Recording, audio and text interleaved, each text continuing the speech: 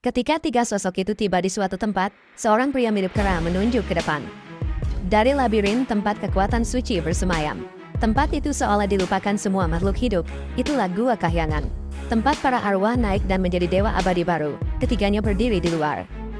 Berkomentar bahwa biasanya butuh seumur hidup untuk menemukannya. Kini, raksasa ogre itu menunduk sambil menyeret rantai yang terikat pada orang yang menunjukkan jalan. Pemuda yang mengungkap lokasi itu diseret dengan kasar saat ogre itu berjalan. Sementara manusia yang jatuh itu memohon ampunan. Ogre itu berkata dia akan masuk duluan. Jadi dia harus bergegas. Ogre itu menatap pria yang dirantai dan menyatakan bahwa dia akan digunakan sebagai perisai pertama. Meskipun banyak yang percaya alam kahyangan itu baik, tempat itu kejam, berbahaya, dan tanpa ampun. Kenyataannya berbeda, ogre jahat. Binatang licik dan penderitaan abadi menguasai alam suci itu. Dengan tendangan, si kera meluncurkan manusia itu ke depan dan berkata dia akan menonaktifkan jebakan terlebih dahulu. Di antara ketiganya, si kera tampak lebih lemah. Tetapi dia mengandalkan perlindungan yang dijamin oleh yang lain, manusia yang tampaknya rapuh itu sedang digunakan sebagai sandera sementara oleh sosok berbahaya itu, jadi dia berjalan di depan, menjinakkan jebakan dan mencegah para penculiknya menghadapi bahaya yang lebih langsung. Saat mereka berjalan, ogre itu berkata labirin itu berisi kekuatan kaisar ilahi yang tersegel. Pendekar pedang berambut hitam itu ragu tentang apa yang akan terjadi jika mereka ditemukan di sana. Sementara si Hinden menyombongkan diri tentang kekuatannya sendiri. Sang protagonis hanya memutar matanya dalam diam. Setelah berjalan beberapa saat, si kera menunjuk sesuatu. Ingin menunjukkannya langsung pada si ogre. Di depan mereka berempat berdiri patung penjaga. Duduk bermeditasi dalam diam, si besar menggunakan akalnya yang terbatas memutuskan untuk melemparkan manusia itu ke depan sebagai umpan langsung. Dia melepaskan rantai dan menendang sang protagonis ke depan, berharap dia akan menghadapi cobaan itu sendirian, sementara ketiganya berbicara di antara mereka sendiri. Sang tokoh utama masih terkapar di tanah kotor, lalu bangkit dan mengusap wajahnya. Namun, dia tetap diam, menahan situasi ini tanpa keluhan. Patung di hadapan mereka sungguh raksasa, sementara si manusia berlutut khusyuk. Menyatukan kedua tangannya, dia mulai melantunkan doa khidmat untuk mengaktifkan sang penjaga dalam beberapa saat. Doa itu terdengar, dan sang penjaga mulai bereaksi. Mengecil ukurannya perlahan, sepertinya ia mulai sadar melalui tiga mata misteriusnya. Masing-masing dari ketiga mata itu bereaksi berbeda. Si kera terkesan, si raksasa acuh tak acuh, si pendekar tetap serius. Sementara si manusia menangis diam-diam, terharu oleh kehadiran sakral setelah mendengar doa itu. Sang penjaga mengaktifkan formasi dan berdiri di hadapan mereka hanya dengan satu mata merah menyala. Ia menyatakan dirinya penjaga buta pelindung ilahi, nyaris tak mendengarkan ini. Si raksasa melempar si manusia ke depan dan menyerbu ke medan pertempuran, meski si manusia protes. Si berandal memulai pertarungan langsung melawan patung kuno. Ia mengaktifkan kekuatannya, menyebabkan lengan berototnya tumbuh menjadi sangat besar. Dengan setiap pukulan, ia percaya dia memegang kendali, mengandalkan pengalamannya dalam pertempuran fisik. Berusaha memukul sang penjaga, ia maju tanpa henti, sementara patung itu mengawasi dengan tatapan merah. Mata itu tumbuh lebih intens, menandakan vonis diam-diam sedang dijatuhkan. Karena respons si raksasa salah, ia akan dihukum berat oleh tatapan suci itu. Medali itu bertindak sebagai target, dan patung itu meluncurkan kedua tangannya untuk menghancurkannya. Secara langsung, kedua rekannya membelalakan mata karena terkejut. Akan tetapi, si kera menunjukkan kepanikan lebih daripada yang lain setelah menghancurkan si berandal. Sang penjaga kembali ke posisi semula, tangan terkatup hikmat si kera. Dengan ekspresi ngeri, tidak tahu apakah harus tertawa atau menangis. Tenggelam dalam kehancuran emosional dengan mata tertutup. Si manusia memperingatkan si kera untuk melakukan hal yang sama atau menderita nasib yang sama di lahap amarah. Si kera mengabaikan peringatan itu dan segera ditandai oleh mata sang penjaga. Karena jawabannya juga salah, patung itu menginjaknya hingga hancur menjadi debu. Kini, hanya si pendekar yang tersisa berdiri diam. Sementara sang tokoh utama tetap menutup matanya dalam diam. Akan tetapi, sang penjaga kini memicingkan sebelah mata dan membuka mata lainnya dengan angkuh. Pendekar pedang itu bertanya pada si manusia, apa yang terjadi saat mata kanannya terbuka. Dengan tenang, tokoh utama menjawab bahwa penjaga itu akan menutup mata yang berlawanan, menunjukkan keseimbangan antara kekuatan. Tapi pendekar pedang mencengkeram rantai itu erat-erat, mencekik si manusia dengan brutal, sementara patung itu tetap membuka mata yang berlawanan. Mengamati ketegangan yang meningkat di antara mereka, tiba-tiba penjaga itu membuka tangannya dan mulai maju perlahan ke arah keduanya. Patung itu mendekat. Sementara pendekar pedang mengangkat si manusia dari lehernya dengan jelas mencurigai. Penjaga itu lalu menghentikan serangannya, menyatakan bahwa jawaban mereka telah disajikan dengan benar. Meskipun begitu, pendekar pedang itu tetap memegangi si manusia yang meronta dan mengutuk dalam keputusasaan. Curiga, pendekar pedang itu ingin tahu bagaimana seseorang selemah ini tahu lokasi labirin itu, menatap tajam pada tokoh utama. Dia ingin mengungkap identitas aslinya dan rahasia apa yang masih dia sembunyikan. Saat mereka berdebat, penjaga itu membuka kedua matanya, memancarkan cahaya merah yang semakin intens. Berusaha menarik rantai dengan kedua tangan, si manusia memohon untuk menunda pertanyaan. Dengan marah, dia memerintahkan pendekar pedang untuk segera mengikuti instruksinya agar selamat. Sementara itu, pendekar pedang itu menunduk, tangannya dengan kuat menggenggam gagang pedang. Dia menggunakannya untuk memotong rantai yang mengikat si manusia, membebaskannya dari penindasan yang memalukan itu. Tepat pada saat itu, penjaga mengaktifkan segel, memindahkan mereka ke bagian lain dari ruangan besar itu. Si manusia berteriak bahwa serangan akan dimulai, mendesak pendekar pedang untuk mengikuti arahannya dengan cepat. Maka, pendekar pedang itu meraih pinggang tokoh utama.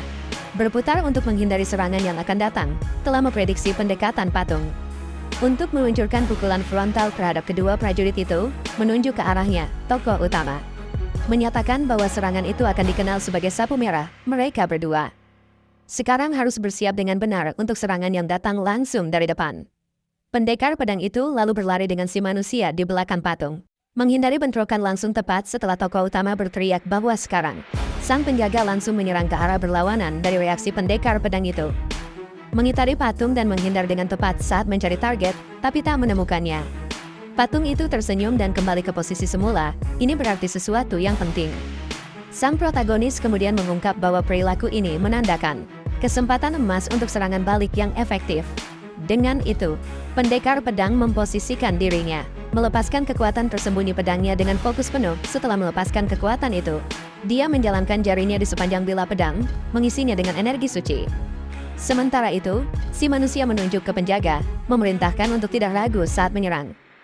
Pada saat itu, dia diam-diam mengungkapkan sedikit identitas aslinya yang misterius. Pendekar pedang mengangkat tangannya setinggi mungkin, melepaskan kekuatan pedang suci. Kemudian dia meluncurkan serangan dahsyat dengan kekuatan yang cukup untuk membelah patung suci itu. Benar-benar jadi dua. Di dunia itu, bahkan anjing level 99 pun bisa diperlakukan seperti hewan liar. Jika seseorang tahu cara menanganinya, mereka bisa mengubahnya menjadi makhluk yang jinak. Sekarang sang protagonis dalam masalah telah ditangkap oleh si sangat mencurigakan itu. Bagi pendekar pedang itu, protagonis ini sangat mencurigakan, dan mungkin tahu lebih banyak dari yang dia tunjukkan. Sepertinya dia sudah tahu rencana mereka, karena dia mendekati mereka dengan hati-hati sejak awal. Dalam benak pendekar pedang, masuk akal bahwa si manusia telah mengamati segalanya, dan kemudian memutuskan untuk mendekat. Dia pasti sengaja menginjak ranting kering hanya agar terlihat oleh ketiga prajurit itu. Itulah yang diyakini pendekar pedang, menjaga ujung pedangnya tetap menempel di lehernya. Pendekar pedang menuntut jawaban, mengajukan beberapa pertanyaan, melakukan interogasi dengan keseriusan penuh, sementara ditahan oleh pendekar pedang itu. Sang protagonis melihat kemunculan tiba-tiba bunga lotus. Dia dengan cepat menutup matanya, mencoba mencari alasan yang masuk akal untuk menipu pendekar pedang itu. Dia tahu bahwa pria di hadapannya hanyalah sekumpulan data, bukan manusia sungguhan. Dia yakin akan hal itu, karena dia sendiri yang menciptakan game itu, mengetahui setiap jebakan dan sistem internal. Semua yang ada di dunia itu berasal dari database, termasuk peristiwa, musuh, dan kata kunci tersembunyi. Dia sendiri yang menciptakan kata kunci itu. Dalam memprogram game dan tahu persis mana yang harus digunakan, kepalanya tertunduk. Ia memikirkan kata-kata ideal untuk meyakinkan pendekar pedang yang curiga itu. Tak lama kemudian, ia tersenyum tipis karena ia ingat persis apa yang perlu ia katakan. Dengan ekspresi serius, ia menatap pendekar pedang itu dan berjanji untuk mengungkap seluruh kebenaran segera. Mata pendekar pedang itu terbelalak ketika ia mendengar bahwa dia adalah kaisar celestial sejati dari dunia itu. Saat itulah dia menurunkan kewaspadaannya. Hanya cukup waktu bagi protagonis untuk menusukkan jarinya ke matanya. Dengan itu, kekuatan pendekar pedang itu melemah dan protagonis berhasil dengan cepat melarikan diri dari jebakan. Dia hanya punya beberapa detik keuntungan tersisa, tapi dia berniat untuk memanfaatkannya sebaik mungkin. Bos di tempat itu terkenal karena kesulitannya karena melibatkan pertarungan melawan roh pedang. Dengan mata tertutup, menatap ke depan, protagonis tersenyum. Karena dia mengenali situasi yang sempurna untuk memanggil bos.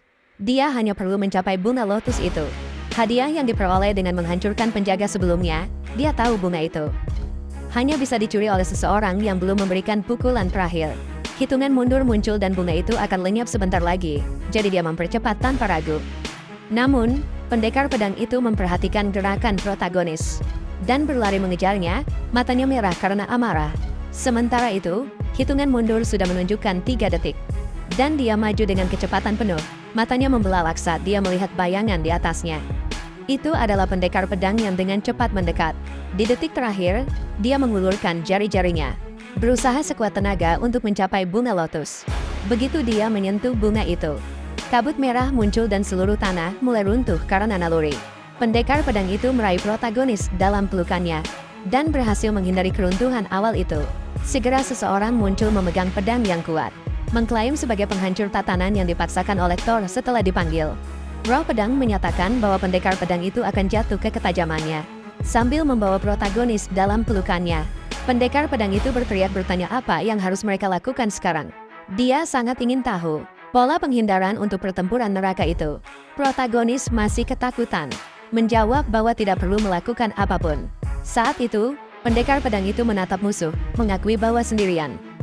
Dia tak bisa menghentikannya dengan kemampuannya saat ini, lalu dia menatap sang protagonis, menunggu dia melakukan atau mengatakan sesuatu yang berarti. Justru pada saat itulah sang protagonis memutuskan untuk mengungkapkan seluruh kebenaran tentang asalnya. Dia mengungkapkan bahwa individu yang dirasuki memiliki perilaku yang berbeda dan mulai menggambarkan pengalaman awalnya. Dia bilang dia telah melewati hal yang sama dan itu bukan mimpi. Karena dia telah mencapai level 900. Dia telah menjadi Kaisar Celestial setelah menyadari dia dirasuki oleh game. Dan telah melengkapi dirinya saat memeriksa jendela statusnya. Dia melihat bahwa dia telah mengumpulkan banyak pencapaian di dunia itu di antara prestasinya. Dia telah menyelesaikan seluruh dungeon sendirian hanya dalam 10 detik. Dia juga telah berganti pakaian lebih dari 1000 kali. Melakukan tes yang tak terhitung jumlahnya dengan kustomisasi penampilan. Salah satu pencapaiannya adalah berdiri diam selama 100 jam sampai Phoenix mendarat di atasnya. Semua ini diperlukan untuk mencapai 99% kemajuan di dalam alam semesta itu. Sekarang, dia akhirnya berdiri di hadapan hantu, roh pedang, musuh terakhirnya dan takdir sejatinya. Dia tepat di depan tujuannya untuk dieliminasi oleh yang terkuat, Guardian dalam seluruh sejarah, bahkan saat dia terbelah menjadi 2. Dia tersenyum karena dia telah menyelesaikan misi terakhirnya di dalam game itu. Ditunjukkan bahwa pada awal cerita hanya ada 2 entitas ilahi, 2 dewa primordial yang kuat. Sederhananya itu adalah prolog, menjelaskan asal-usul game dari catatan awalnya. Sekarang sang protagonis menginjak permukaan yang basah, dan tahu dia berada di lokasi yang tepat seperti yang diharapkan. Berdiri di luar, dia dengan serius mengamati pintu masuk sebagai Kaisar Celestial level 999. Sekarang dia harus menghadapi rintangan terakhirnya sebelum kembali ke dunia nyata, bos pamungkas. Meletakkan tangannya pada esensi dari lorong itu. Dia tahu dia harus mengalahkan monster yang jauh lebih kuat. Dalam game itu, sang kaisar hantu bernama Asura jelas-jelas adalah musuh terakhir dari plot ending saat itu. Sistem bertanya apakah dia lebih memilih menyerah, memulai ulang, atau maju dengan berani. Dengan geram, sang protagonis menolak mempertimbangkan hal yang absurd itu. Kemungkinan untuk memulai dari awal lagi. Tidak sudi, dia meletakkan kedua tangannya di lorong itu. Dia menunjukkan bahwa dia siap menghadapi apapun yang akan terjadi selanjutnya, dengan ekspresi gila. Dia percaya ini adalah saat yang tepat untuk menantang takdirnya. Saat dia melangkah masuk, dia melihat sesuatu di depan, dengan ekspresi serius. Menatap tajam sejenak, duduk di atas tahta tengkorak, seseorang berkata, "Aku sudah dengan sabar menanti kunjungan khusyuk yang tak terhindarkan ini." Sosok berambut putih di tahta tersenyum lembut, menyatakan dirinya sebagai Kaisar Hantu Asura. Di hadapan Asura, sang protagonis mengepalkan tinjunya dan menuntut agar musuhnya segera menyerah. "Membungkuklah," kata Asura. "Kita berbagi darah yang sama, karena kita adalah saudara ilahi." Tatapannya serius saat dia menjelaskan bahwa protagonis adalah dewa kebahagiaan dan perlu memahami konsep itu. Turun perlahan dari tahta, dia bertanya, "Apakah adikku akan melakukan apa saja untuk membuat seseorang bahagia?" Menghadapnya, Asura bertanya apakah dia akan menerima berkatnya sebagai bagian dari warisan ilahi. Dengan marah, protagonis bertanya apakah saudaranya telah menghancurkan alam semesta hanya untuk mencari kebahagiaan. Mengaku dengan senang hati, Azura berkata bahwa kehancuran dan keputusasaan memberinya kegembiraan gila dan tak tertandingi. Sekarang berhadapan langsung dengan bos terakhir, sang protagonis tahu dia harus menghasilkan strategi kemenangan. Rantai emas muncul dari tubuhnya sebagai bagian dari rencana untuk menaklukkan lawan yang menakutkan itu. Azura mengungkapkan wujud aslinya dengan cakar dan tanduk, menampilkan kekuatan absurd dan kehadiran iblis. Keduanya sekarang berubah dan akan memulai pertempuran antara kaisar dari garis keturunan yang sama. Sistem mengumumkan awal dari pertempuran hidup dan mati, tak terhindarkan dan terakhir di dunia itu. Dengan cepat dia menyadari bahwa lawannya sangat cepat dan menunjukkan kekuatan di luar semua musuh sebelumnya. Dihadapkan dengan itu, dia harus menerapkan dan berlatih semua konsep yang dia kembangkan sepanjang perjalanan panjangnya. Dia tahu pertarungan ini takkan mudah. Karena Azura adalah musuh yang ditakuti seluruh alam semesta, kilatan konstan. Tercipta dari serangan kedua kaisar, memenuhi tempat itu dengan kehancuran murni.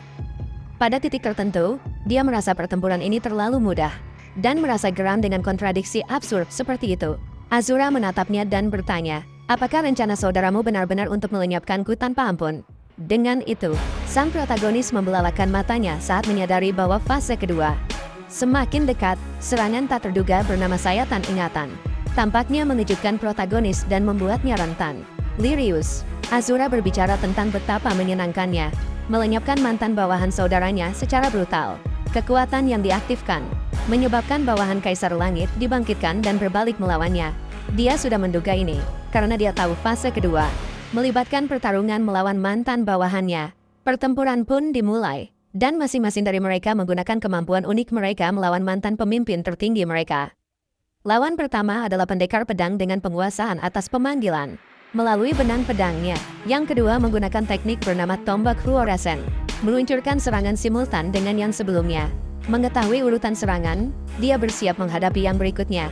Seorang petarung tangan kosong, dia harus bertindak cepat dan meluncurkan rantainya ke musuh berikutnya, mencoba melumpuhkannya secara langsung. Dia tahu bahwa begitu serangan individu berakhir, keempatnya akan menyatukan kekuatan mereka. Untuk teknik yang menghancurkan, kekuatan pamungkas ini disebut penguburan di laut. Akan menundukkannya pada tekanan bawah air yang hebat tanpa bisa bernapas. Mengetahui bahwa dia perlu mengalahkan mereka satu persatu sebelum aktivasi yang mematikan ini. Kombinasi kekuatan, namun dia lumpuh oleh konsep baru yang benar-benar memengaruhi gerakannya. Saat itulah konsep yang baru diaktifkan itu mengaktifkan rantainya sebagai sumber kekuatan yang belum pernah terjadi sebelumnya, melemparkannya ke segala arah. Dia berhasil menahan keempat bawahannya dan mengajukan pertanyaan langsung kepada mereka. Dia mempertanyakan siapa tuan mereka sebenarnya, karena dia sudah mengatasi banyak tantangan serupa sebelumnya. Sebelum Azura menyadari bahwa bawahan kakaknya tetap setia dan menolak dimanipulasi, sekarang dengan keempat sekutunya bebas, Kaisar Celestial sekali lagi berada pada kekuatan penuhnya dengan senyum bersemangat. Dia berterima kasih pada game itu karena dia merasa pembebasannya semakin dekat. Sistem mengkonfirmasi penaklukan Azura sebagai keberhasilan total, menandai akhir pertempuran. Lalu teratai berwarna-warni muncul. Teratai itu melambangkan jiwa yang dipulihkan dari yang terkalahkan. Kaisar Hantu, sang protagonis, berdiri di depan teratai itu, dan setelah menyentuhnya, dia menerima jiwa Azura ke dalam dirinya. Dia percaya telah mencapai elemen yang diperlukan untuk membuka kunci akhir sejati dari cerita yang rumit itu. Sekarang dia hanya perlu lari dan makan sesuatu, dan menonton akhir final dari misi utama dengan tangannya di teratai saat memudar. Dia pikir ini menandai penyeberangan terakhirnya, namun saat menghilang, teratai itu berhenti menjadi nyata saat disentuh langsung. Wajahnya menunjukkan ekspresi kesedihan, bahkan saat dia menutup tangannya dengan frustrasi putus asa ketika dia membukanya lagi. Dia menyadari mereka benar-benar kosong, jiwa itu hilang dalam prosesnya. Akan tetapi, dia menerima pesan yang mengatakan bahwa tantangan terakhir telah diselesaikan. Namun tidak memuaskan, sekarang protagonis menatap panel informasi itu. Tidak dapat sepenuhnya memahami artinya di latar lain. Seseorang dengan pakaian tradisional melangkah ke tanah dan segera memanggil, "Yang Mulia." Seseorang dengan kepang memberitahu Kaisar bahwa pesan yang sangat mendesak telah tiba. Berbalik sedikit, orang itu mendengarkan dengan seksama bahwa kerajaan Celestial sedang diserang. Dalam adegan lain, seseorang diperlihatkan memegang pedang dengan jelas, menunjukkan kemarahan atas sesuatu yang serius. Sementara itu, seorang wanita mencoba meyakinkan kaisar agar tidak khawatir tentang alarm palsu. Beberapa wajah berbeda muncul, menunjukkan orang-orang yang entah bagaimana benar-benar terjerat satu sama lain. Segala sesuatu tampak terhubung langsung dengan tokoh utama yang muncul dari belakang dengan 1000 rantai. Pendekar pedang itu menatap tokoh utama dengan kaget, matanya benar-benar terbelalak karena terkejut. Masih menatap pria itu, pendekar pedang menyadari bahwa dia sebenarnya adalah dewa penguasa. Tersenyum tipis, tokoh utama sekarang percaya dia akhirnya mengerti seluruh situasinya. Peta itu menampilkan pembagian yang jelas antara kerajaan celestial dan alam iblis. Peta itu juga menunjukkan bahwa keempat bawahannya dikenal sebagai 4 raja celestial legendaris. Lingkaran yang rusak itu sebenarnya adalah tablet giok yang dibagi menjadi 4 bagian. Setiap bagian diberikan secara individual kepada salah satu dari 4 raja celestial dunia itu. Sekarang cerita berpusat pada penyatuan kembali tablet itu dengan melakukan perjalanan melalui berbagai negara. Hanya setelah mengumpulkan semuanya, mereka bisa mengalahkan bos terakhir. Keinginan sejati dari pencipta aslinya, tokoh utama kemudian mengepalkan tinjunya, menatap rantai emas, merasa semuanya sangat mudah. Dengan ekspresi yang sangat percaya diri, dia percaya bahwa melawan pemain terbaik bahkan bisa menyenangkan. Pada saat itu pendekar pedang meletakkan tinjunya yang terkepal di tanah. Menunjukkan rasa hormat yang mutlak, dia melihat langsung ke tokoh utama. Sangat berterima kasih karena telah menyelamatkan hidupnya sebelumnya. Dia dengan rendah hati meminta maaf dan malu. Bertanya apakah dia bisa mengklarifikasi keraguan yang dia miliki. Sementara tokoh utama menunduk menyadari dia benar-benar lupa tentang pendekar pedang itu, membalikkan punggungnya dan mulai berlari. Dia bilang dia sibuk dan bermaksud mengabaikannya. Jadi dia segera mengaktifkan rantai emasnya, meluncurkannya ke arah yang acak. Itulah kekuatannya diaktifkan saat dia bertekad untuk bertemu dengan 4 raja celestial.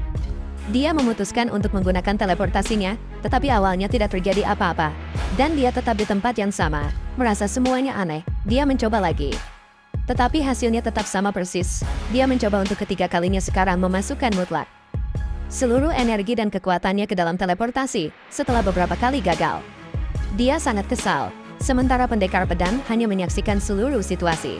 Jadi dia memutuskan untuk memeriksa jendela statusnya untuk memahami mengapa kekuatannya tidak berfungsi. Informasi yang muncul di layar langsung membuatnya sangat gugup. Melalui matanya, tanda X terlihat jelas, semua kekuatannya diblokir sementara. Di jendela status, beberapa tanda X muncul, menunjukkan bahwa semua kemampuannya tidak dapat digunakan. Wajahnya kini menunjukkan kesengsaraan. Karena dia tahu dia bahkan tidak bisa menggunakan keterampilan dasar sambil memegang rantai emas di tangannya. Dia menyadari bahwa mereka tampak seperti rantai sederhana tak berdaya, melihat lebih dekat ke jendela. Dia membaca bahwa dia belum layak menggunakan rantai itu. Sekarang dia mengerti itu bukan bug, melainkan kehendak sang penguasa permainan. Sang pencipta jelas memanipulasi segalanya, menunjukkan kemarahan yang luar biasa atas perilaku baru-baru ini. Menyadari hal ini dia merasa kecil. Seperti hanya mainan di tangan sang pencipta, dia menggenggam rantai tak berguna itu dengan amarah. Hingga dia gemetar, benci memenuhi keinginan orang lain. Dalam kemarahan, dia mencoba meninju jendela status, marah karena dibatasi. Setelah menyadari itu hanyalah jendela yang tidak mampu menerima kerusakan, dia mengacungkan jari tengah padanya karena provokasi ini. Semua pakaian dan peralatannya segera disita. Sementara itu, sang pendekar pedang menyaksikan dengan tak percaya saat pria itu sekarang berdiri telanjang bulat di hadapannya. Pesan sistem memberitahu bahwa Raja Celestial yang murka telah menyita semua perlengkapannya. Sistem juga memperingatkan bahwa melepaskan bagian terakhir akan memulai hitungan mundur. Seketika sang protagonis memohon dengan putus asa, mencoba memulihkan pakaian dan peralatannya. Untungnya strateginya berhasil, dan di depan pendekar pedang, dia sekali lagi berpakaian seperti kaisar. Melihat itu wajah pendekar pedang dengan cepat berseri-seri, meluap dengan sukacita sekali lagi. Sang protagonis sekarang dengan punggungnya menghadap berbicara pada dirinya sendiri. Merasa bahwa menghadapi bos terakhir itu sulit, dia merasa sedih. Karena menjadi karakter yang diciptakan dengan kemampuan, namun tidak dapat menggunakannya terasa sangat menyedihkan. Lanskap pegunungan kemudian muncul, mengungkapkan bahwa peta tersebut memiliki ekstensi yang sangat luas, hanya memikirkannya saja membuatnya memasang ekspresi aneh, mengetahui dia sekarang menjadi budak permainan. Dia kemudian mengingat jam-jam melelahkan, tidur siang paksa, dan tidur di atas keyboard. Menyadari tidak ada jalan keluar, masih dengan punggungnya menghadap, dia menyuruh pendekar pedang untuk terus berbicara. Pendekar pedang secara resmi meminta izin. Saat akhirnya ingin memperkenalkan diri dengan benar, dia berkata dengan lantang, bahwa dia adalah abdi dalam Raja Langit Timur dan Utara. Dia juga melayani Istana Naga Giok, mewakili otoritas dan tanggung jawab di dunia itu. Mendengar ini, sang protagonis teringat pertama kalinya, dan betapa terkejutnya dia saat itu. Lalu, dia mengerti bahwa pria ini bukanlah bandit biasa, melainkan seseorang yang benar-benar kuat. Kini, dia menatap langsung padanya, percaya bahwa dia adalah orang kepercayaan. Raja Langit Timur. Karena itu, dia menyimpulkan bahwa dia harus mendengarkan dengan seksama karena pria itu pasti punya permintaan. Dengan kepala tertunduk, pendekar pedang itu berkata dia akan pergi ke alam langit karena suatu alasan. Dia sungguh percaya bahwa seseorang seistimewa sang protagonis pasti pantas berada di tempat itu. Dia memohon dengan sekuat tenaga untuk menyelamatkan alam naga giok yang legendaris. Sang protagonis lalu membuka kembali jendela statusnya, menyadari bahwa sebuah quest telah muncul. Dewa Langit dan murid-muridnya, 4 Raja Langit, menjaga ketertiban sesuai peran mereka agar semuanya berjalan lancar. Terdapat hierarki di mana Kaisar Langit diambil mengamati dan menghakimi. Setelah sebuah jiwa diterima, ia dikirim ke alam langit, dipandu secara pribadi oleh Raja Langit Guk. Di tempat itu, jiwa menerima kedamaian, kelimpahan, dan berkat yang dibagikan oleh Raja Langit Mok yang baik hati. Namun, bahkan alam langit pun tidak menikmati kedamaian abadi. Membuat hakim menjadi perlu, yaitu Raja Langit Sang. Beberapa jiwa pemberontak dikirim ke penjara suci, terletak di dalam wilayah Raja Langit Mun Chien Wan, dan ke tempat itulah portal perak antara dua dunia kini terbuka. Dari dalam portal, muncul sang protagonis dan pendekar pedang, baru saja bebas dari pertempuran sebelumnya di Azura. Saat keluar, sang protagonis mengamati keadaan sel-sel suci yang menyedihkan dan terlantar. Dan melihat pendekar pedang itu ragu, dia menduga bahwa dia lebih suka segera kembali ke kantornya untuk menghindari masalah. Protagonis tahu bahwa sebagai Kaisar Langit, dia bisa memanipulasi seluruh permainan sesuai dengan kehendaknya. Setelah menganalisis misi tersebut, detail sistem dan hadiah yang ditawarkan, dia memutuskan untuk menerimanya tanpa ragu. Dia ingin tahu lebih banyak tentang pendekar pedang itu, meskipun pria itu berkata, situasi masa lalu tertentu sulit dijelaskan. Tiba-tiba, monster menjijikkan dengan mata lapar muncul, menghancurkan segalanya di depan mata dengan kekerasan brutal. Sang protagonis merasakan energi aneh, dan pendekar pedang itu berjanji untuk membersihkan jalan menggunakan kekuatan spiritual sambil berbalik. Dia melihat monster raksasa memegang gada dan meraung, bersiap untuk menyerang dengan ganas. Dengan cepat, protagonis meluncurkan rantai emas dan menetralkan monster itu dengan presisi dan kecepatan yang mengesankan.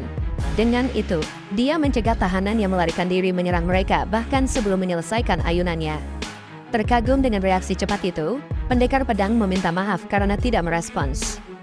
Sebelum masalah itu selesai, makhluk-makhluk itu berasal dari geng kecil yang telah menyerbu penjara dan mendirikan markas mereka di sana.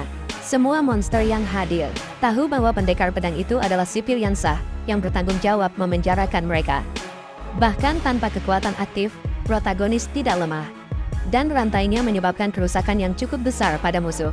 Itulah mengapa dia meluncurkannya ke babi laut itu, makhluk cacat yang berfungsi sebagai penjaga tingkat rendah. Banyak yang terlempar ke samping karena mereka hanya level 120. Sementara protagonis sudah mencapai level 200. Menggunakan seluruh kemampuannya, dia berhasil mengalahkan mereka semua sekaligus. Dengan kekuatan penuh, pada saat itu, kutukan penjara bawah tanah diaktifkan, memicu mortalitas terbalik pada musuh yang dikalahkan.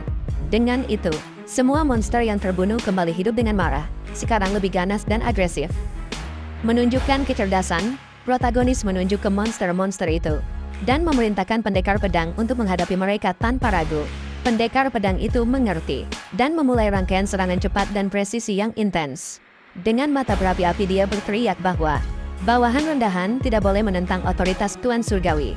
Setelah itu, dia meminta protagonis untuk melupakan cacing-cacing itu dan mengikutinya ke tingkat bawah. Seorang kakek yang duduk di lantai berkomentar bahwa ini pertama kalinya melihat sipir dan kaisar. Pendekar pedang itu menjawab, tubuh yang hancur itu dikutuk dan harus segera dibuang. Tiba-tiba, kakek itu berubah menjadi wujud mengerikan dan mulai mempertanyakan otoritas Kaisar Celestial. Sebelum dia selesai bicara, dia terkena jurus si pendekar pedang yang secara teknis disebut kematian instan. Setelah itu, dia meminta maaf pada protagonis, yang menjawab bahwa sudah biasa bagi atasan menderita kutukan berulang seperti itu. Protagonis jelas mengingat penjara Yanggang, di mana dia menghadapi situasi serupa di masa lalu. Umur panjang makhluk celestial sebanding dengan kekuatan suci yang ada di tubuh spiritual mereka. Karena itulah, beberapa abadi dan demon Jian mengembangkan metode unik untuk mengendalikan mereka secara langsung. Dia mengelola penjara bersama dua bawahan setianya. Di antara mereka ada pendekar pedang dengan kekuatan bayangan, kemampuan khususnya, bayangan maut. Seketika melenyapkan target bahkan melampaui efek keabadian absolut. Meskipun didasarkan pada keberuntungan, efek perlindungan ilahi sangat meningkatkan tingkat keberhasilan yang dijamin. Mendobrak pintu, si pendekar pedang memerintahkan Kaisar Celestial untuk mengikutinya tanpa banyak tanya yang menjengkelkan. Protagonis selalu memarahinya karena bertindak impulsif. Mendobrak pintu suci tanpa izin resmi. Saat mereka menuruni tangga yang panjang, protagonis bertanya, mengapa dia tetap mengembara begitu lama? Ketika dia mendengar pendekar pedang menjawab, ambisi. Dia membelalakan matanya, terkejut dengan kata yang begitu berat. Pendekar pedang mengungkapkan bahwa dia dipanggil oleh Raja Celestial dan diberi misi yang mengharuskannya meninggalkan penjara. Protagonis menyimpulkan bahwa misi ini melibatkan menemukannya, menyelamatkannya, atau melindunginya di saat kritis yang tak diketahui. Sambil terus menuruni tangga, dia merenungkan bahwa akan lebih baik jika Raja Celestial benar-benar memahami jiwa Kaisar. Tiba-tiba, energi permusuhan yang kuat mendekat. Seolah seseorang menyerang mereka dengan kasar secara tiba-tiba. Merasakan bahaya, keduanya mundur bersamaan. Menghindar serangan dengan presisi sempurna di sisi lain tangga. Seorang wanita menghancurkan sebagian anak tangga, menghalangi jalan mereka. Dia mengenakan pakaian tradisional dan topi upacara dengan tatapan berani. Dan permusuhan tanpa kompromi di wajahnya. Dia memperjelas bahwa dia tidak akan membiarkan mereka lewat, menghalangi jalan dengan ketegasan diam-diam.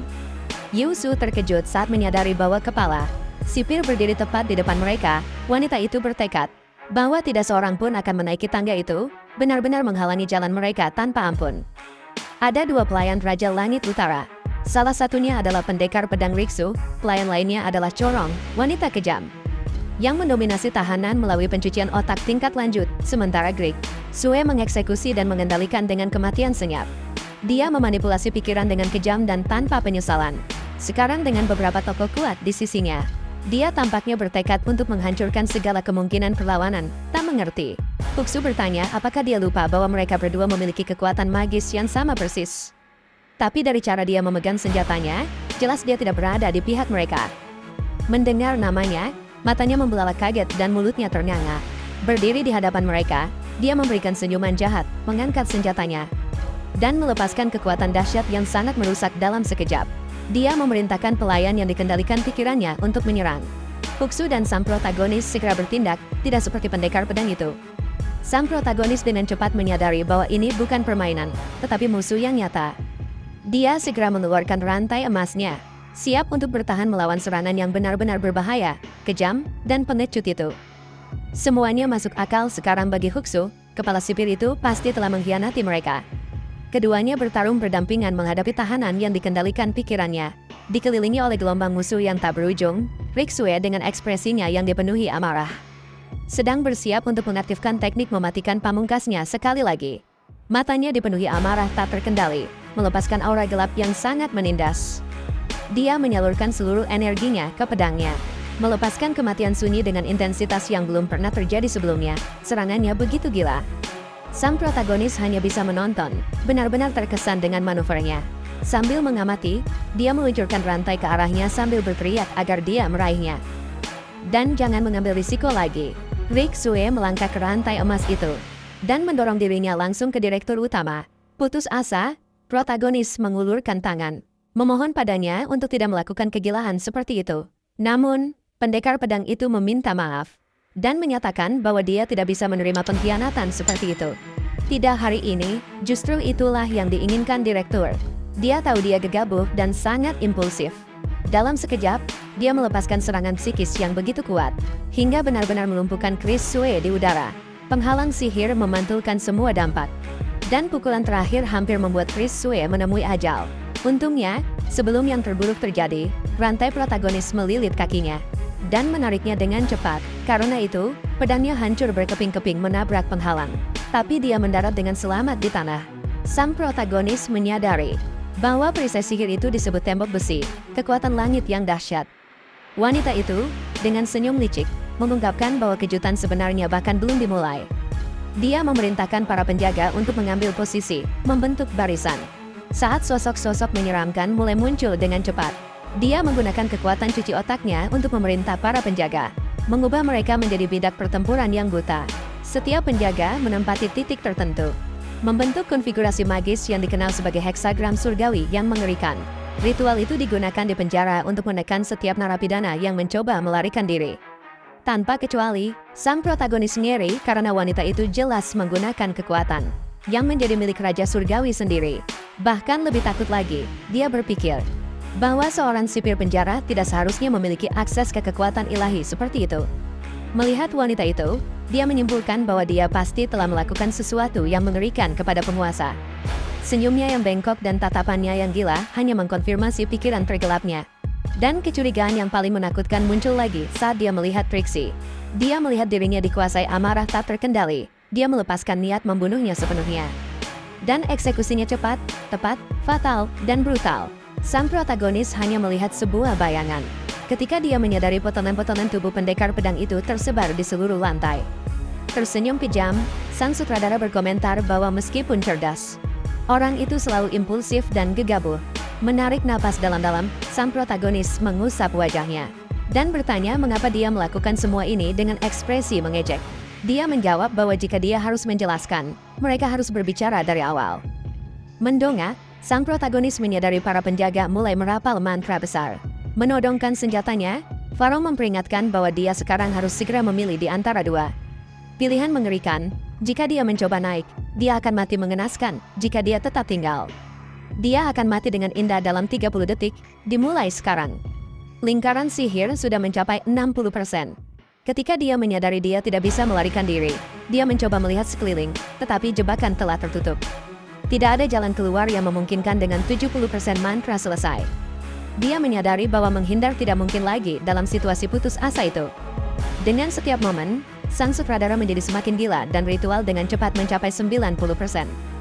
Sang protagonis menarik napas dalam-dalam menyimpulkan bahwa satu-satunya jalan keluar adalah melakukan sesuatu. Benar-benar tidak terduga, gila, dan putus asa. Dia mengangkat kakinya dengan paksa, menghentak tanah dengan keras dan menghancurkan seluruh area sekitarnya. Niatnya adalah untuk menghancurkan area itu, menciptakan jalan keluar di mana mantra tidak akan mencapai. Tepat saat mantra mencapai 100%, dia menghilang dalam terjun bebas total. Melihat itu, sang sutradara berteriak bahwa dia gegabah, karena dia akan jatuh selamanya ke dalam jurang tak berujung itu. Bahkan saat terjun bebas tanpa henti, dia berpikir bahwa jujur saja, ini adalah pilihan terbaik dalam skenario mengerikan itu. Masih terjatuh, dia merenungkan bahwa semuanya telah gagal sejak awal. Ada sesuatu yang salah dengan penjara itu. Dia ingat bahwa Yanggam bukanlah penjara, di mana mantra kutukan massal diizinkan. Bagaimanapun juga, sejak Xiujian, Kaisar Langit yang asli telah mencabut semua kekuatannya. Rasanya jadi aneh begini. Saat terjun bebas, dia bertanya-tanya, apa masuk akal mencabut kekuatannya? Lalu membebankan misi itu padanya.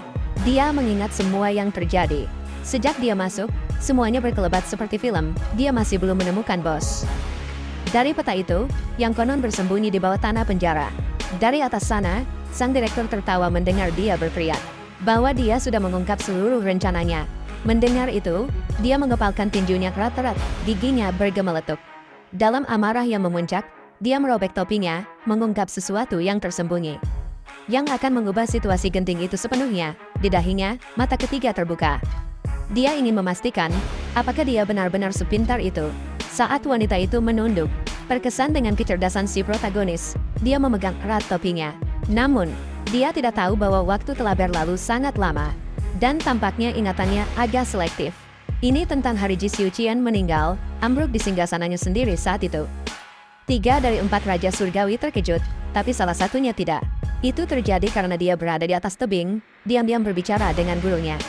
Sang guru saat itu mengumumkan kematiannya sendiri, meninggalkan sebuah misi yang harus dipenuhi. Misinya jelas dan tanpa celah, lindungi sesuatu dengan segala cara. Sang guru memerintahkannya untuk menjaga dengan nyawanya sendiri sebuah kristal berisi 3 mata. Kristal ini harus tetap tersembunyi di bawah tanah, terisolasi sampai hari terakhir pertempuran besar. Sekarang kepala sipir meletakkan tangannya dalam sikap hormat, mengumumkan bahwa dia telah memenuhi perintahnya. Dia jelas mengacu pada bola itu. Dengan 3 mata yang dilindungi sampai hari yang tepat, melihat ke arah tangga. Di mana hanya jejak pendekar pedang yang tersisa, dia berkata, semuanya punya tujuan, sementara itu. Diperlihatkan bahwa si protagonis sudah terjatuh. Dan mencapai dasar dari kejatuhan panjang itu, dia terbaring di tanah. Namun berdiri puas, tahu bahwa dia berada dalam tubuh yang sangat tangguh. Dijelaskan bahwa dalam game itu, pemain level 10 tak akan bisa menyentuh pun level 1000. Namun, sebaliknya kehancuran total dan instan bagi pemain lemah tanpa ampun. Itulah kenapa ditekankan, selain kekuatan, kecerdasan, juga dibutuhkan untuk selamat dari situasi mustahil. Pendekar pedang itu gagal. Dia tak mampu menyusun strategi efisien dan tewas. Sang protagonis berdiri, menepis debu dari bahunya, menarik napas dalam, dan bersiap hati-hati. Tapi sesuatu tak terduga terjadi. Sebuah pukulan dahsyat menghantam dari samping. Dengan kekuatan mengejutkan yang menghancurkan. Dampaknya begitu hebat, hingga melemparkan tubuh sekuat langit itu jauh ke kejauhan. Melompat mundur cepat. Dia sadar bahkan tak sempat istirahat setelah terjatuh sinting itu. Tiba-tiba, dia perhatikan tanah mulai bergelembung. Dan dia mengerti siapa bosnya sekarang. Tapi, melihat sekeliling, dia sadar. Dia tak bisa melihat musuh dengan mata telanjang. Dia membayangkan mungkin tersembunyi, menyerang seperti pemanah, menunggu saat yang tepat untuk menyerang. Dan tepat saat dia berpikir begitu, hujan panah muncul dari segala arah. Jumlah panahnya begitu absurd hingga dia segera sadar. Mustahil menghindarinya semua. Lalu, dia cepat ingat bagaimana lolos dari jebakan sebelumnya. Dengan memecah tanah dengan sebuah serangan. Mengulangi strategi, dia menghentak keras. Dan merobek sepetak persegi tanah di sekelilingnya. Lalu dia meraih balok batu itu. Dan menggunakannya sebagai perisai darurat melawan ribuan anak panah. Setelah itu, dia terus merobek lebih banyak potongan tanah. Menciptakan platform tempat dia bisa berdiri dengan aman. Menoleh ke belakang, dia sadar. Akhirnya dia menemukan strategi sempurna untuk mengalahkan bos itu. Sang protagonis mengerti bahwa kekuatan musuh didasarkan pada kutukan dan membutuhkan penglihatan. Dia juga perhatikan bahwa air hitam yang menyebar di lantai adalah bagian dari jebakan lawan. Setiap kali menyentuh air itu, dia menderita debuff yang mengurangi kecepatannya 10%. Mengetahui itu, dia putuskan untuk bertarung di udara. Menggunakan rantai langitnya seolah-olah itu lasso. Dia melemparkan rantai itu ke pilar terdekat. Dengan sekuat tenaga, dia menarik diri, berayun dan menghindari sentuhan dengan tanah. Berpegangan erat pada rantai, dia mulai berayun, bertekad mengalahkan bos itu, apapun risikonya. Berkat strategi ini, dia mampu menetralkan efek dari anak panah itu. Anak panah itu terus berdatangan tanpa henti, akan tetapi jumlahnya sangat banyak. Pilar itu akhirnya menyerah dan runtuh dengan cepat. Untungnya, sang protagonis cukup gesit untuk melompat dan berjalan di atas puing-puing yang pecah. Salah satu fitur utama dari rantai surgawi adalah kemampuan untuk memanggilnya dengan bebas. Kapanpun dia mau. Berkat itu, bahkan dengan pilar yang hancur, dia berhasil bertahan di udara menggunakan rantainya sambil mengikuti lintasan udara. Anak panah terus mengejarnya bahkan saat dia mencoba bergerak cepat. Jadi sekali lagi, dia mulai memutar rantai seperti lasso. Menghindari serangan menggunakan teknik ini, dia berhasil menyingkirkan sebagian besar anak panah. Meskipun pertempuran semakin sulit, dia berpindah dari pilar ke pilar, melemparkan rantainya dan menghindari anak panah mematikan yang tak terhitung jumlahnya sebisa mungkin. Sayangnya, anak panah terus-menerus menghancurkan pilar, memaksanya untuk menemukan tumpuan baru untuk terus bergerak. Pada satu titik, ada begitu banyak anak panah di tanah, hingga hampir sepenuhnya menutupi perairan hitam yang berbahaya, mengamati puing-puing. Dia menyadari bisa menggunakannya sebagai penghalang, menciptakan pertahanan yang efektif terhadap serangan. Dia tahu bahwa kelemahan terbesar dari jenis kutukan itu adalah bahwa perapal mantra perlu melihat target jika ada halangan di jalan. Energi kutukan tidak dapat aktif dengan benar. Melemahkan efeknya, merobohkan pilar melakukan hal itu. Membangun semacam dinding pelindung di sekelilingnya. Dia sadar bahwa strategi ini sangat berisiko karena juga bisa menjebaknya di sana seperti tikus. Melihat ke atas, dia melihat bayangan seseorang dan bertanya-tanya bos mana lagi yang siap sekarang. Ketika dia melihat ke atas lagi, akhirnya dia melihat siapa bos sebenarnya dan matanya membelalak. Tak lain adalah salah satu dari 4 Raja Surgawi memegang busur saktinya. Dengan dingin mengamati mangsanya di bawah, saat melihat Raja Surgawi Utara, sebuah adegan langsung terlintas di benak protagonis. Dia ingat saat dari belakang. Pria itu menyatakan kematiannya sudah dekat, sang protagonis langsung menerjangnya. Dengan rantai dewanya, menatap wajah tanpa ekspresi itu. Wajah familiar, kini berhadapan langsung dengan mantan sekutu. Dia ingat janji bahwa dia akan kembali hidup-hidup tanpa ragu. Dia cambuk wajah raja dengan rantai itu, memukul dengan kekuatan tak terduga. Dampaknya begitu dahsyat hingga raja terjatuh dari posisinya yang tinggi. Terkejut dengan serangan itu, air nyaris tak menyentuh pelindung dirinya. Terungkap aktivasi pertahanan magis baru di tanah. Raja Celestial itu tampak merenungkan sesuatu, tersenyum tipis meski memar terlihat jelas. Sementara itu, protagonis terus kabur dari pilar ke pilar, menghindari panah terkutuk. Konfirmasi datang bahwa itu memang Raja Utara, meski hanya boneka, itu adalah salinan dari masa lalu. Sebuah refleksi raja di masa kejayaannya yang kelam. Sadar akan hal ini, protagonis menyerbu masuk, bertekad memungkap musuh tersembunyi sejati. Saat dia mendekat dengan cepat, dia menyadari lawannya sedang melancarkan banyak kemampuan sihir. Bersamaan, sebelum menyerangnya, musuh menghilang. Muncul kembali di belakangnya dengan teleportasi hampir instan. Raja menyiapkan busur saktinya. Ingin menguji kemampuan menghindar sang protagonis di bawah tekanan, namun rantainya terlalu familiar. Kaisar Celestial memutar rantai itu, membatalkan kemampuan musuh. Dengan senyum, Raja Utara berkomentar tentang kerentanan sihir. Saat sedang merapal, protagonis juga tersenyum. Balasnya bahwa dia takkan membiarkan celah seperti itu lagi. Raja mencoba memperlebar jarak, namun sudah terlambat untuk reaksi yang efektif. Protagonis meraih pakaiannya, bertekad takkan jatuh ke jebakan yang sama lagi. Kemudian dia melepaskan serangkaian pukulan dengan rantai itu. Memukul musuh berulang kali dan dengan ganas, mengetahui kelemahan magis kedua. Dia tak membiarkan Raja menyelesaikan susunan sihir apapun. Raja mencoba mengangkat dinding besi, tapi rantai itu dengan cepat mulai menghancurkannya. Diketahui bahwa dengan menyela susunan itu, maka mantra berikutnya akan kehilangan sebagian besar kekuatannya. Ternyata, Raja Langit masih menyimpan kejutan yang menakutkan sang protagonis. Dengan teknik dahsyat, ia melepaskan bayangan ular hitam. Sebuah serangan mematikan yang penuh kutukan hampir mengenai protagonis, nyaris lolos. Membutuhkan refleks tingkat dewa untuk menghindari kehancuran. Dia tahu, bahkan goresan kecil pun akan membawa konsekuensi kutukan yang tak terpulihkan. Dengan cepat dia melemparkan rantainya, menjebat lawan dan menariknya dengan kekuatan luar biasa. Bertatap muka sekali lagi, dia menunjukkan ketidaksenangannya pada Raja Utara. Dengan ekspresi penuh tekad, dia memutuskan untuk memperpanjang pertarungan ini.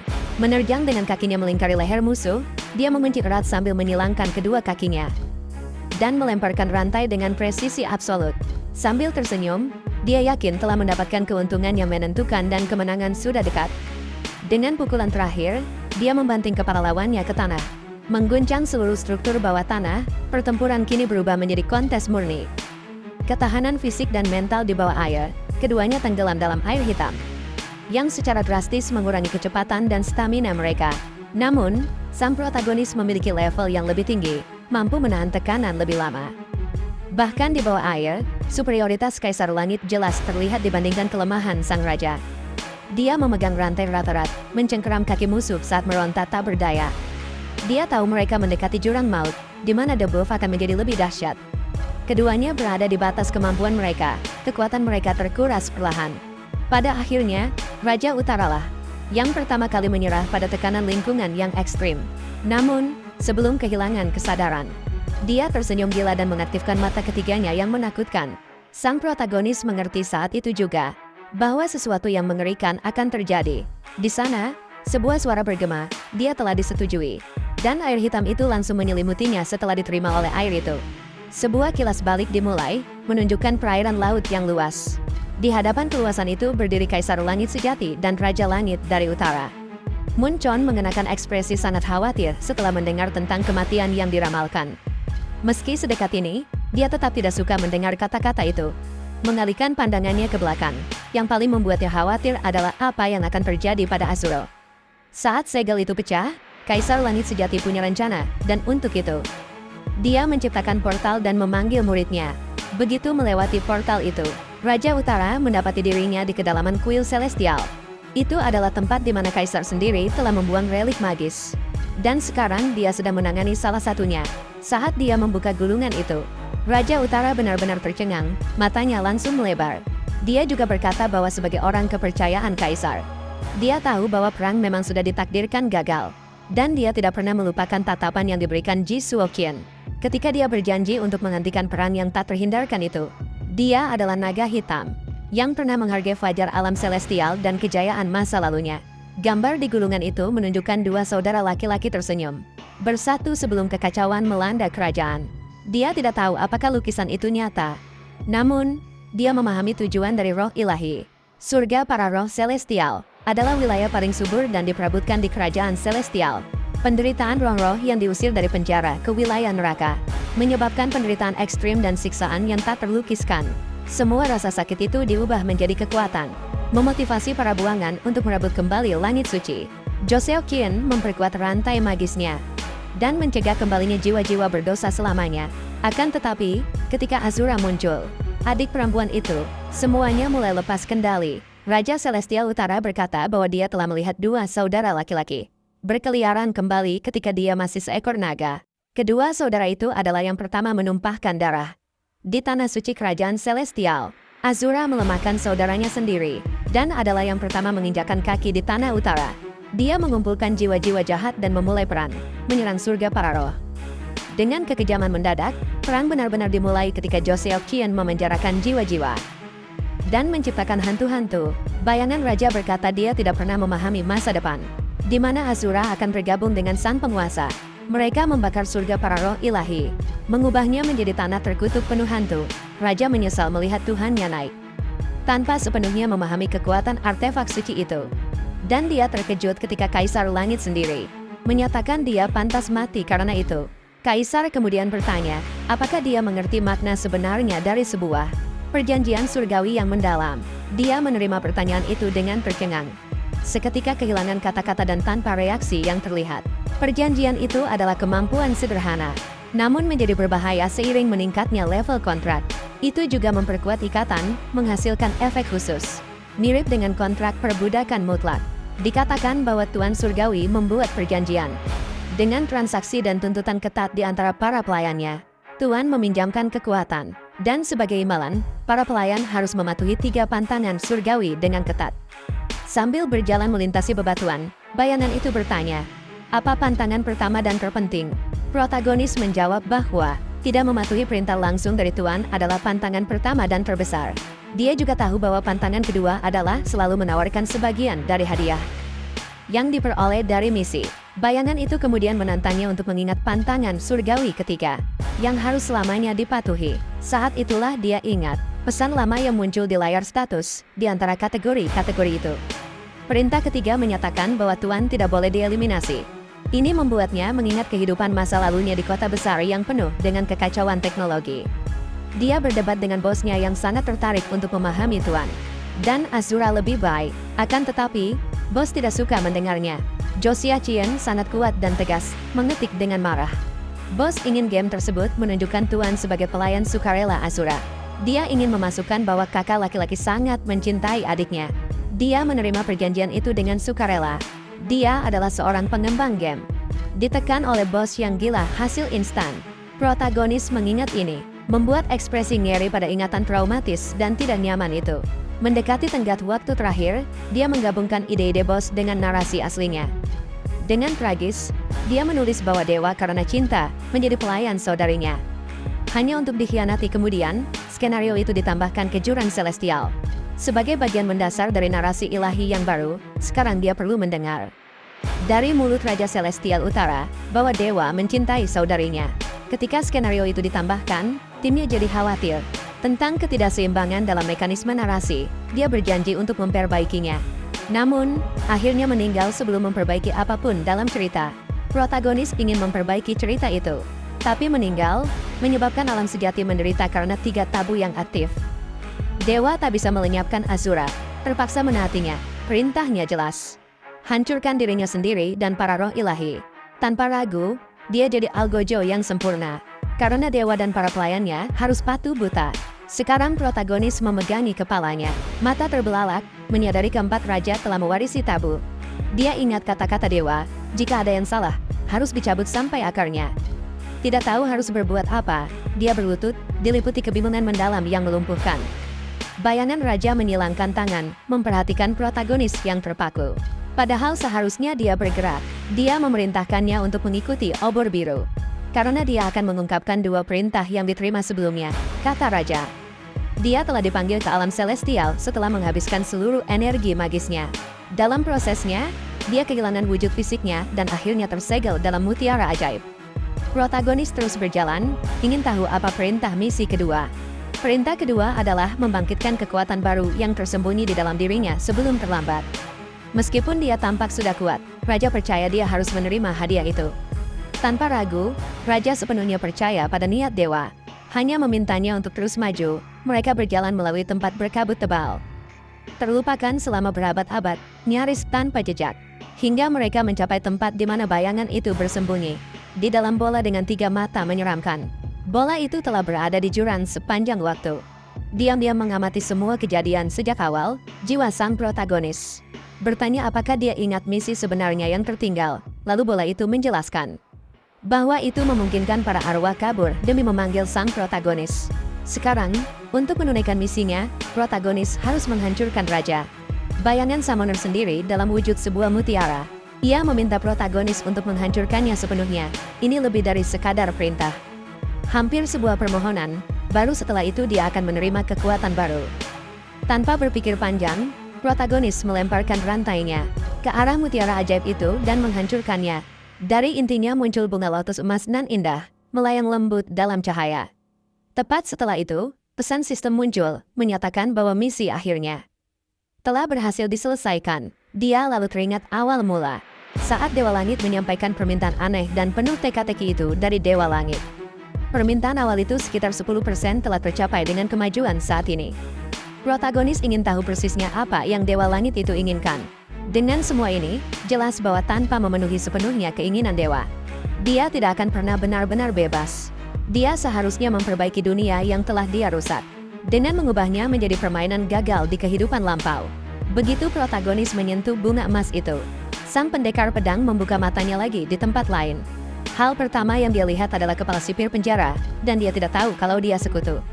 Bingung, dia pikir dia telah menghidupkannya kembali hanya untuk mempermalukannya lagi dengan hinaan. Kepala sipir penjara memegang senjata dan mengetuk kepala pendekar pedang itu dengan ringan. Dalam diam, dia ingin dia menyadari bahwa semua ini adalah karena keinginan Guru Agung. Sementara mereka masih berbicara, sebuah tembok di dekatnya hancur dengan hebat dan tak terduga oleh seseorang. Keduanya melihat ke arah itu dan melihat sebuah siluet. Berdiri di tengah asap benturan, pendekar pedang itu hampir tidak percaya bahwa seseorang punya keberanian untuk menembus tembok penjara yang sangat dijaga seperti itu. Awalnya mereka mengira itu adalah seorang tahanan, tapi segera mereka melihat penyusup itu. Seorang pria berambut merah panjang, memakai penutup mata, dikenal sebagai Pantom Api. Legenda hidup di antara para kriminal. Di tangga, mereka berdua terpana melihatnya. Dengan senyum mengejek itu, pria berambut merah itu memandang mereka seolah meremehkan. Diam-diam memprovokasi tanpa sepatah kata pun, pendekar pedang itu biasanya tidak menelan hinaan. Meraih pedangnya, berniat melancarkan serangan. Kemudian dia ingat, pedangnya sudah patah. Saat dia mencoba serangan gegabah dan sia-sia itu. Pada saat itu, dia dimarahi oleh kepala sipir, yang bahkan menyebutnya polos dan impulsif di depan mukanya. Ledakan baru menghantam bagian belakang mereka, menunjukkan bahwa bukan hanya satu penyusup. Pantom Api memarahi rekannya, menyebutnya babi di depan semua orang. Penyusup baru itu memperkenalkan diri, menyatakan bahwa dia adalah air, bawahan langsung dari 4 Raja Langit. Seketika, sebuah gunung muncul dengan cahaya kemasan yang kuat. Itu adalah penjara suci yang telah ditembus. Para Raja Langit menunggu kabar, dan bersamaan mulai merenungkan penyusup dengan kekuatan besar itu. Mereka percaya bahwa orang yang terbangun di dalam dungeon harus segera dibawa kepada mereka tanpa ragu. Semua orang ingin meraih orang misterius ini, memanfaatkan melemahnya penghalang istana Naga Jade. Saat itulah para roh melarikan diri, dan kekacauan menyebar di seluruh alam keberadaan. Ada berita lain yang beredar. Kekuatan Raja Celestial telah sepenuhnya kembali ke pemiliknya semula. Mendengar ini, Raja Hantu mengulurkan tangannya, mengirimkan tentaranya dalam gelombang yang dahsyat. Perintahnya jelas, hancurkan sepenuhnya Celestial Lord. Sebelum terlambat, tetapi pada saat itu, Kaisar Celestial mutlak mengaktifkan bidaknya dan melepaskan kekuatan tersembunyi yang baru. Pesan terakhir dari Raja Utara adalah lupakan segalanya. Tentang kekuatan Celestial Lord, si protagonis diberitahu bahwa aura memusuhi yang kuat akan dilepaskan sebagai keinginan awal Guru Agung. Kekuatan utilitas adalah kekuatan akar yang mampu meningkatkan rantai mistiknya secara signifikan.